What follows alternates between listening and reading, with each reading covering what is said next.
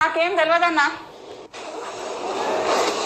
ఆస్తి పంపకాలు అవుతున్నాయి కదా, అందులో నా వాటా నాకు కావాలి అంతే. ఏంటిదమ్మా, ఏమన్నా ప్రాబ్లమా? ఇంటి నుంచి ఫోన్ చేసిండు మా అన్న, ఆస్తి పంపకాలు అవుతున్నాయంట. నేను కూడా ఆ ఇంటి బిడ్డనే కదా, నాకు కూడా కావాలని చెప్పిన. అవును, నాకు ఒక మాట చెప్పు. మీ అమ్మా నాన్నది హెల్త్ పాడైనప్పుడు హాస్పిటల్లో బిల్ ఎవరు కట్టిర్రు? మీ అన్న.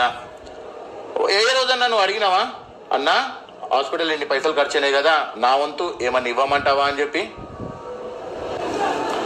ఆ ఇంటి గురించి, మీ అమ్మ నాన్న గురించి మీ అన్న ఒక్కడే కష్టపడుతున్నాడు.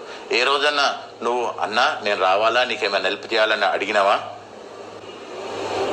కానీ ఆస్తి పంపకాలు అవుతున్నాయని తెలియంగానే నా వాటా నాకు కావాలని అడుగుతున్నావు.